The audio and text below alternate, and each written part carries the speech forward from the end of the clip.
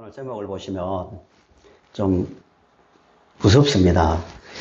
영원히 용서받지 못하는 죄하고 성령을 거역하는 죄라고 제목이 정해져 있습니다. 말씀은 성령 이전 성경에는 회방죄라 했고 이번 바뀐 성경에서는 성령을 거역하는 죄라고 나오는데요. 성령을 거역하는 죄가 뭔지를 보도록 하겠습니다.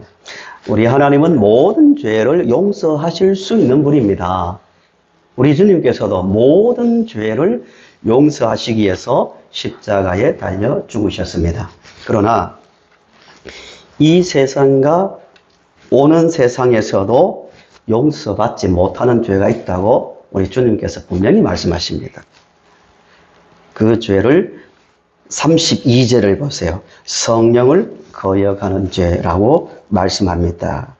32절 또 누구든지 말로 인자를 거역하면 사하심을 얻되 누구든지 말로 성령을 거역하면 이 세상과 오는 세상에서도 사하심을 얻지 못하리라고 분명히 말씀하십니다. 무슨 말씀이죠?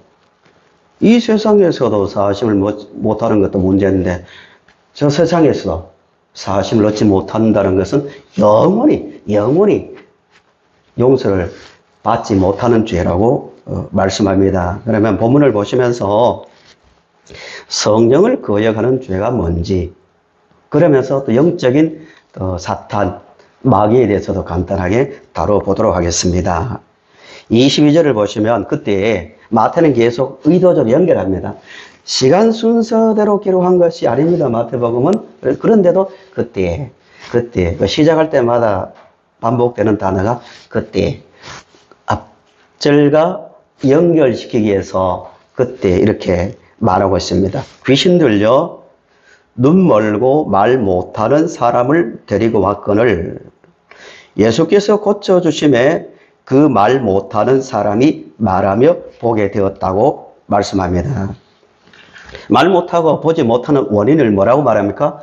귀신 들렸다고 분명하게 말합니다. 모든 병은 귀신이 원인이 되는 것은 아닙니다. 어떤 곳에서는 감기 걸려도 귀신, 심지어 무좀 걸려도 귀신. 그러면 저는 귀신 엄청 걸렸습니다. 그렇게 말합니다. 진지하게. 나름대로 자기들의 또 논리가 있기는 있습니다만은 여러 원인이 있죠. 자기가 건강관리를 잘 하게 되고 부주의해서 또 그럴 수 있는 거고요. 그러나 본문에 나오는 이 사람은 눈이 멀어지고 말 못하는 원인을 귀신 들려서 그렇다고 분명히 말씀하고 있습니다. 그때 예수님께서 귀신 들린 사람을 고쳐줍니다. 고쳐주고 난 다음에 거기에 모여있던 많은 사람들의 반응이 23절부터 나옵니다. 23절을 보시면 무리가 다 놀라 이르되 이는 다윗의 자손이 아니냐라고 말합니다. 복음서에 다윗의 자손이라는 말이 많이 나오죠. 이 말은 성경에 기록된 하나님께서 예수님은 구원자는 누구의 후손으로 온다고 말씀하셨습니까? 다윗의 후손. 마태복음 시작도 아브라함과 다윗의 자손입니다. 성경에 말한 그 구원자 맞는가 보다 이런 놀람을 가졌다는 거예요. 눈앞에서 말 못하고 보지 못하던 귀신이 쫓겨나서 고침 받으니까 그런 그 반응을 보이는 게 당연합니다. 그러면서도 이 사람들은 반신반의한 거예요. 반신반의. 한편으로 생각해 보니까 귀신을 쫓아내는 것 봐서는 하나님께서 보내신 다윗의 후손이다라는 감정을 가졌고 또 한쪽은 평상시에 보니까 최근에 보니까 죄인들과 함께 다니고 있고 제자 중에 또 세리도 있고 또 로마를 물리쳐야 되는데 로마를 보고 독립운동할 생각을 하지 않고 이러니까 분명히 자기들이 기다린 하나님의 나라를 기다리고 있었는데 아무 관심이 없는 것 같거든요. 반신반의한 거예요. 행동하는 거 봐서는 아닌 것 같고 능력을 행하는 거 봐서는 맞는 것 같고 이렇게 헷갈리는 거예요. 이게 무리들의 반응이었고 24절부터는 바리새인들의 반응이 나오는데요. 바리새인들은 예수님을 보고 그 행하신 이적을 보고 귀신 들렸다. 바알세불의 힘을 빌어서 귀신을 쫓아냈다고 말합니다. 끔찍한 말이죠. 예수님을 보고 저 귀신 들려서 귀신의 힘으로 귀신을 쫓아낸다고 말합니다. 바알세불은 일종의 어떤 속어나 별명과 같습니다. 그 뜻은 오물대왕, 세불, 바알세불이 그 뜻입니다. 그 다음에 또 파리대왕, 한마디로 귀신과 관련된 그 단어입니다. 귀신 들렸다 이거죠. 이 말에 대해서 예수님께서 논리적으로 자신이 귀신의 힘으로 쫓아낸 것이 아님을 길게 설명해 주십니다. 25절, 26절을 보십시오. 예수께서 그들의 생각을 아시고 이르시되 스스로 분쟁하는 나라마다 황폐하여질 것이요 스스로 분쟁하는 동네나 집마다 서지 못하리라. 만일 사탄이 사탄을 쫓아내면 스스로 분쟁하는 것이니 그리하고야 어떻게 그의 나라가 서겠느냐. 굉장히 논리적인 거죠. 아니 내가 귀신의 이름으로 귀신을 쫓아낸다고? 자기 나라의 왕이 어떻게 자기 신하를 쫓아낼 수 있냐. 상식적으로 말이 안 된다 이 말이죠. 충분히 공감 가는 말씀이죠. 바리새인들은 스스로 논리적 모순에 빠져 있다는 거예요. 잠시 흐름을 잠시 끊고 복음서에 귀신, 사단, 마귀 이런 단어가 나오는데 잠깐 정리하고 가겠습니다. 요거를 좀 정리해야 됩니다. 사탄은 히브리어입니다. 히브리어. 그 사탄을 한글로 음력하는 과정에서 사단이라고 한 거예요. 동의어입니다. 사단. 그 다음에 성경이 히브리어를 헬라어로 번역하면서 디아볼로라고 번역했습니다. 그 문화에서 이해를 시켜야 되니까 디아볼로, 마귀입니다. 마귀. 그래서 마귀는 헬라어를 통해서 번역했고 헬라어고 사탄은 히브리어입니다. 그런데 독서가 귀신이 나오죠. 귀신. 헬라어에는 다이몬인데 주로 복수로 계속 사용돼요. 사탄, 마귀는 단수로 계속 나옵니다. 예. 그래서 귀신은 사탄의 졸개들입니다. 용어는 정리되었죠. 됐는데 사탄은 언제부터 있었는가? 창조전에 성경을 보시면 지금 사탄을 이야기하면 끝이 없으니까요. 간략하게 이사야서 14장에 보시면 언제부터 사탄의 활동이 시작되었는가? 그 사탄의 존재에 대해서 말하고 있고요. 또 베드로후서 2장 4절에 범죄한 천사라고 구체적으로 말합니다. 범죄한 천사. 유다서 6절에서는 자기 죄를 지키지 아니하고 자기 처소를 떠난 천사들. 한마디로 타락한 천사들이 사탄입니다. 성경에 근거해서 말씀을 드리는 겁니다. 사탄의 운명은 아시는 대로 창세기 3장 15절에 나오는 대로 여인의 후손으로, 여자의 후손으로 육신을 입었다는 뜻에서 여인의 후손입니다. 오신 갈라디아서 4장이죠. 오신 그분이 사탄의 권세를 십자가로 박살낼 것을 미리 말씀해 주셨죠. 여인의 후손이. 사탄의 권세는 십자가로 예수님의 초림으로부터 깨어지기 시작했고 십자가로 깨어진 거예요. 그리고 요한복음 12장 31절에 이제 이 세상에 대한 심판이 이르렀으니 이 세상의 임금이 쫓겨나리라. 사탄을 말하는 거죠. 그리고 계시록 20장 10절에는 사탄이 영원한 불못에 던져진다는 겁니다. 정리하면 귀신, 사탄, 마귀 이 같은 존재들인데 이들은 지금 활동은 하고 있습니다. 그러나 그 권세는 이미 깨어진 상태입니다.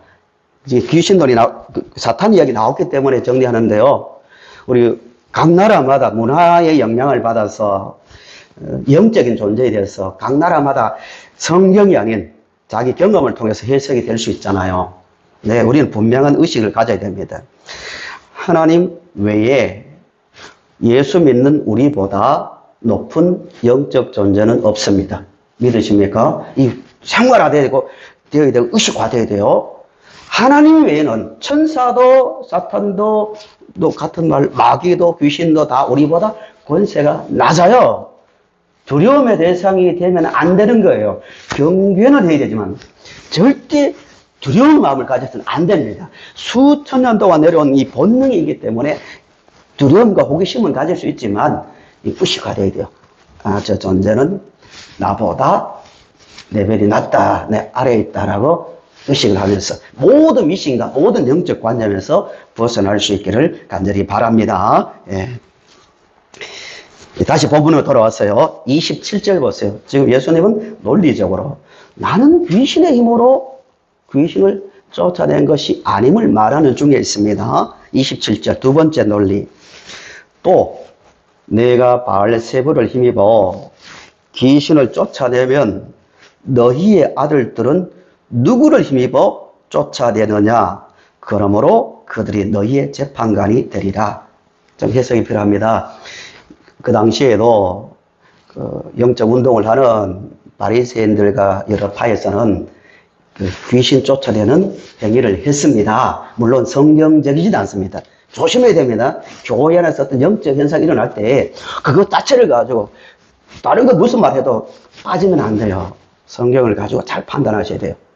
바리새인들 27절이 너희의 아들들은 너희의 제자 너희들 추종하는 무리들은 이 말입니다.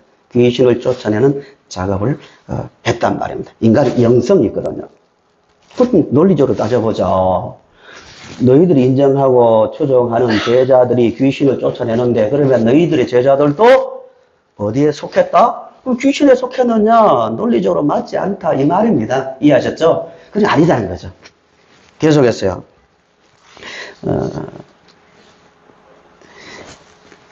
제가 어제 어떤 분을 만났는데요. 저 이야기를 잠시 하겠습니다. 조금 어림이 끊기더라도 영적인 문제가 많이 나오니까요.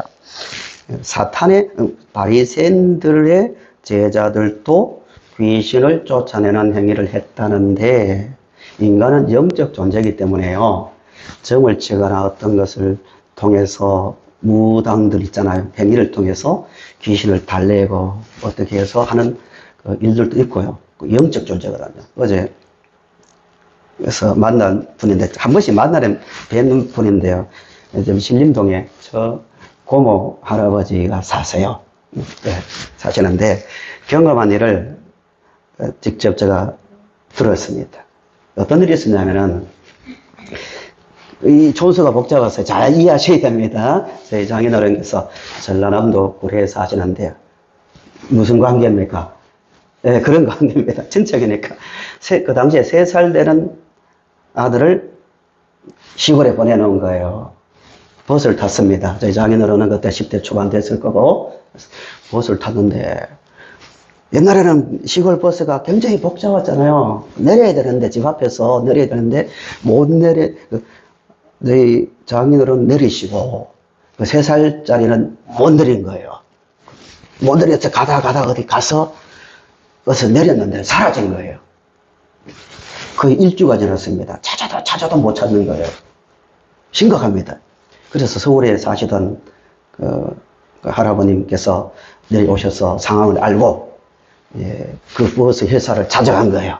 어떻게 되었냐 이렇고 이렇다 하니까 그 당시 안내양이 있었는데 자기 책임 문제가 있으니까 침묵 말을 하는 거예요. 모른 척하고 얘가 어디 내렸는지 알면 거기 가서 어떻게 해보겠는데 그래 달려서 물어보니까 광주 어디에서 내렸대요. 혼자 찾았는데 못 찾는 거예요. 일주 지났는데. 그래서 지치고 또 목이 마르고 해서 어느 다방에 들어가신 거예요.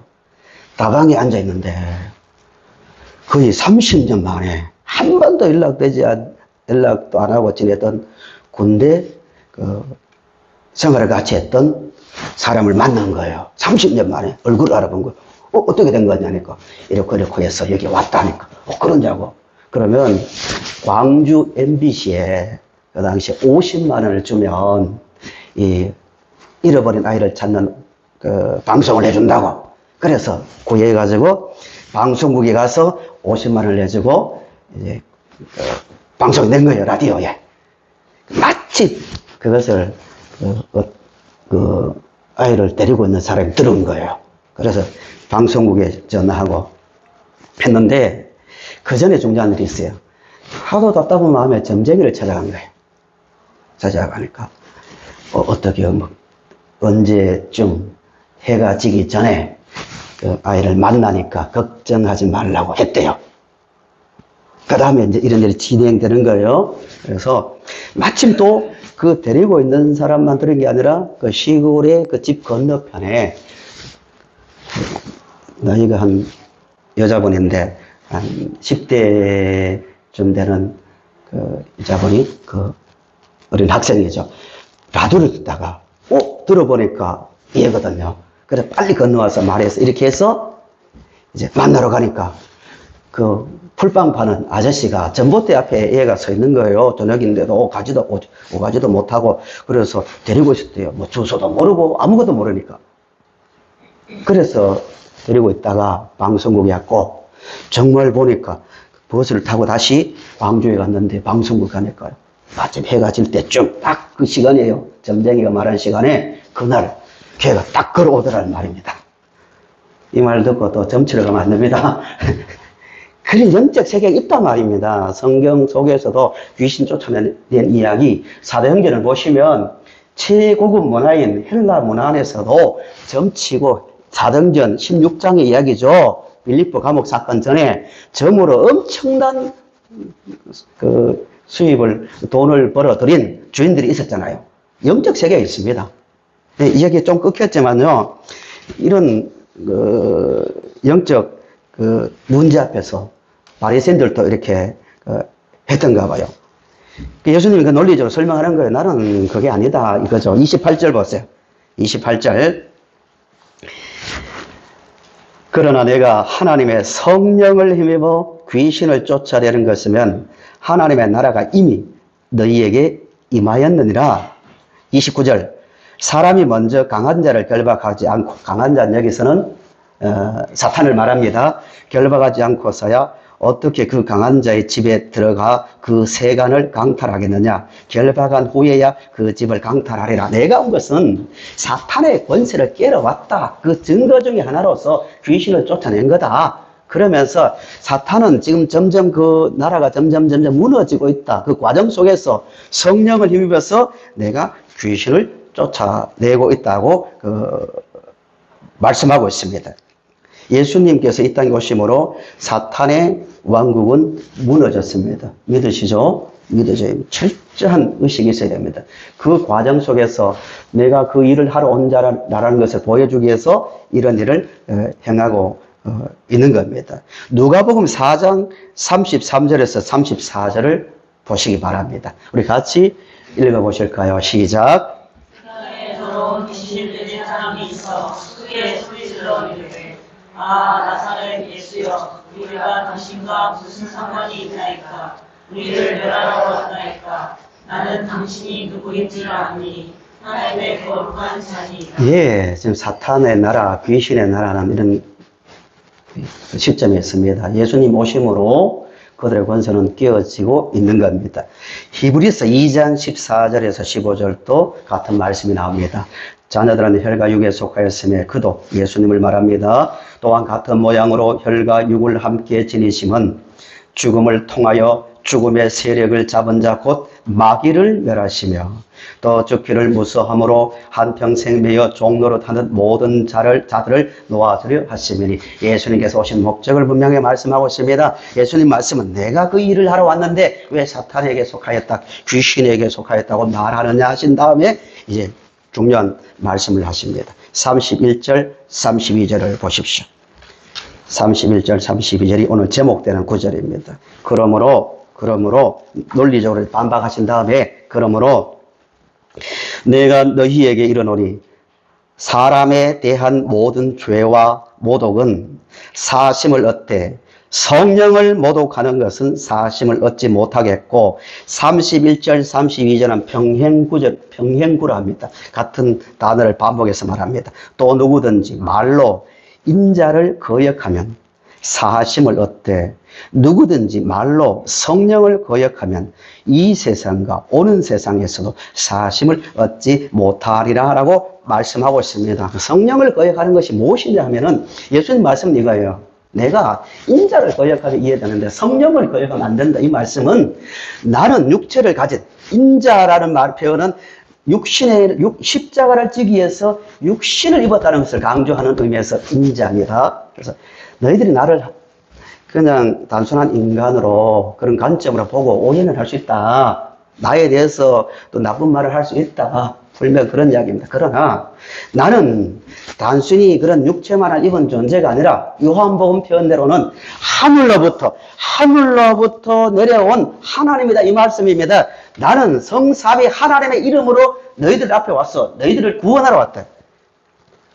그 성령의 역사를 지속적으로 의도적으로 거부하면 구원 얻을 방법이 없다는 겁니다. 그 성령 거역죄는 지속적으로 의도적으로 그 말씀과 또 이적을 거부하면 절대로 구원에 이룰 수 없습니다. 왜냐하면 구원은 성령을 통해서만 이해되기 때문입니다. 성령 받지 못하면요, 절대 구원이 논리적으로 이해가 안 된다니까요. 신학자라고, 맞아요, 맞습니다. 예수님께서 돌아가셨죠? 우리는 얼굴 한 번 못 봤지만, 예수님이 나의 죄를 위해서 돌아가셨고, 그러므로 나는 죄의 권세에서 풀려났습니다. 사탄의 권세에서 풀려나고, 그래서 나는 천국 갑니다. 성령을 받지 못하면 이성에 잡혀있는, 한계에 잡혀있는 사람들은 독선적인 주장이고, 그는 그 옛날에 원시 신학이라고 치부합니다. 예수님의 그 31절, 32절의 말씀은 나는 성령의 이름으로 이 일을 하는데 의도적으로 너희들 그 역사를 믿으라고 시각적으로 보이도록 하기 위해서 이적이 일어났고 말씀을 가르치는데 그것 거부하면 가능성이 없다는 거예요. 그게 성령 해방제입니다. 가끔 가다가 목사님, 저 성령 해방제 지었는지 굉장히 좀 궁금하기도 하고 두렵기도 합니다 하는 분들이 있는데요. 그분들은 성령 해방제를, 성령을 거역하는 자들이 아닙니다. 고민한다는 그 자체만 해도요. 성령을 의식하잖아요. 그러니까 거기에서는 전혀 우리는 자유할 필요가 있습니다. 성령을 해방하면 죄의 사함을 받지 못하는 것은 이 괘씸한 놈들, 너희들 벌 받아봐 이런 차원이 아니고 아무리 주님께서 100번, 1000번 이적을 행하고 가르쳐도 성령 자체의 그 행위를 거부하면 구원을 이해 못하니까 용서를 받지 못한다는 그런 의미입니다. 그러니까 성령제가 그만큼 무서운 겁니다. 성령 해방제가. 성령만이 죄를 자각하게 하고 의가 무엇인지를 알게 하고 심판이 무엇인지를 알게 합니다. 요한복음 16장 8절에서 13절을 주목해 보시기 바랍니다. 앞에 화면을 보십시오. 예수님께서 제자들에게 이별을 앞두고 이런 말씀을 하시는 거예요. 내가 떠나지만 여기에서 헛갈리면 이제 이단들이 나오는 거죠. 내가 마치 타자가 있는 것처럼 보혜사가 예수님 따로 있고 보혜사가 따로 있는 것처럼 말하지만 내가 지금 떠나지만 잠시 후에 다시 온다. 그 말씀과 종합적으로 보셔야 되는데요. 떠나시면서 성령을 약속하십니다. 성령이 오시는 목적이 뭔가를 말하는데요. 우리 또 같이 읽어보실까요? 세 절을 같이 읽어봅니다. 시작. 와서 죄에 대하여 의에 대하여 심판에 대하여 세상을 책망하시리라. 죄에 대하여 함은 그들이 나를 믿지 아니하니요 의에 대하여 함은 내가 아버지께 못하니 너희가 다시 나를 보지 못하며 심판에 뒤에 있는데요. 심판에 대하여 함은 이 세상 임금이 심판을 받았습니다. 성령 오시면 세 가지를 깨닫게 한대요. 뭐죠? 죄, 그 다음에 의, 심판 다 같은 이야기입니다. 성령을 받아야 죄가 성경이 말한 죄에 대해 동의합니다. 예수를 믿어야만 예수 믿지 않는 것이 죄입니다. 이 말하면 불쾌해야 하는 것이 아니라 맞습니다. 이게 수용력이 생기는 겁니다. 예수를 믿지 않는 것이 근본적인 죄잖아요. 동의하시죠? 네, 성령 받아야 가능한 겁니다. 그 다음에 의에 대한 말은 내가 아버지께로 가니 너희가 다시 나를 보지 못하며 십자가 부활을 말합니다. 십자가로 죄의 권세를 깨므로 위롭게 된 거이고요. 그 증거로 예수님은 부활 승천하신 겁니다. 그 다음에 심판에 대하여라 말은 이 세상 임금이 심판을 받았습니다. 다 십자가 이야기입니다. 이런 것이 논리적으로 이해되려면, 동의되려면 성령을 받아야 합니다. 그러니까 진리의 성령이 오시리니 그가 너희를 어디로 인도한다고요? 모든 진리 가운데로 인도한다는 말은 이해력, 수용력을 준다는 그 말씀입니다.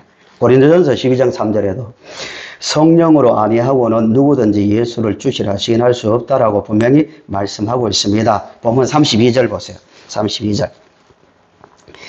조금 전에 읽었지만 같이 한번 더 읽겠습니다. 시작. 또 누구든지 말로 인자를 거역하면 사심을 얻되 누구든지 말로 성령을 거역하면 이 세상과 오는 세상에서도 사심을 얻지 못하리라.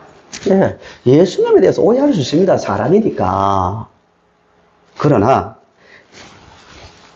예수님께서 계속 행하시는 그 이적을 직접 보고도 충분히 수용할 수 있는 조건 가운데 있으면서도 의도적으로 지속적으로 거부하면 구원받을 방법이 없다는 듯이 성령을 거역하는 자는 영원히 용서받지 못한다는 의미입니다. 그러면 바리새인들은 눈에 확실한 증거를 눈앞에 있는 것을 보고도 또 지속적으로 말씀을 구체적으로 앞에 내용들이 다른 그런 이야기잖아요. 그래? 너희들 나에 대해서 오해하고 있구나. 성경을 보자. 이사야가 이렇게 말했지? 펼쳐보자. 우리 표현으로 확인했단 말입니다. 자기들도. 만약에 성경 구절이 없다면 바리새인들을 이해를 해줘야 되죠. 그 모르니까. 예수님께서 그래 너희들이 주장하는 그 성경을 펼쳐서 보자. 맞지? 확인하고도 보고도 믿지 않았습니다. 왜 그랬는가 문제예요. 왜 그들은 성령의 역사심을 거부했는가? 이 결론적인 말씀입니다. 이 말씀이 33절부터 37절입니다. 쭉 읽어보겠습니다. 가진 성경을 보시기 바랍니다. 33절. 나무도 좋고 열매도 좋다 하든지 나무도 좋지 않고 열매도 좋지 않다 하든지 하라. 그 열매로 나무를 아느니라. 열매를 맺자 이런 뜻이 아닙니다. 33절. 독사의 자식들아 너희는 악하니 어떻게 선한 말을 할 수 있느냐? 이는 뭐라고요? 마음에 가득한 것을 입으로 말함이라. 35절. 선한 사람은 그 쌓은 선에서 선한 것을 내고 악한 사람은 그 쌓은 악에서 악한 것을 내느니라. 내가 너희에게 이르노니 사람이 무슨 무익한 말을 하든지 심판날에 이에 대하여 신문을 받으리니 내 말로 의롭다함을 받고 내 말로 정죄함을 받으리라. 이 말씀은 우리 말을 바르게 합시다. 말이 중요합니다. 그 말이 아니고 마음 상태를 말하는 거예요. 너희들 말 행동은 출발점은 마음이다.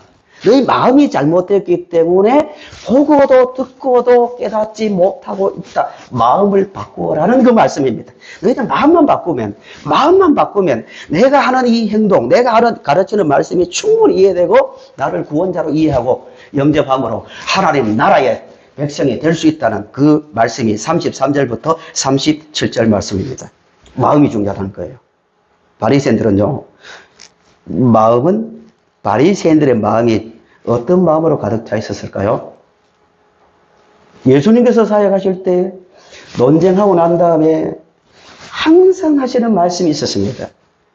너희들 마음이 내게서 멀다. 마음의 시기와 욕망으로 가득 차 있다라고 항상 마음을 지적해 주십니다. 그냥 말씀만 받든지 말든지가 아니라 마음을 돌아보라고 항상 마음을 지적해 줍니다. 예를 들어 보겠습니다.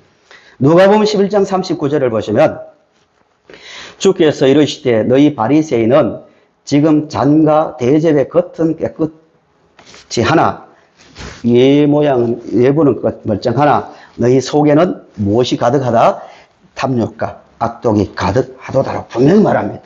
바리새인들은 매우 경건했고 매우 깨끗한 사람이었지만 단지 신학적으로 뭔가 약간 오해를 해서 잘못된 길로 갔다는 것이 아니고요.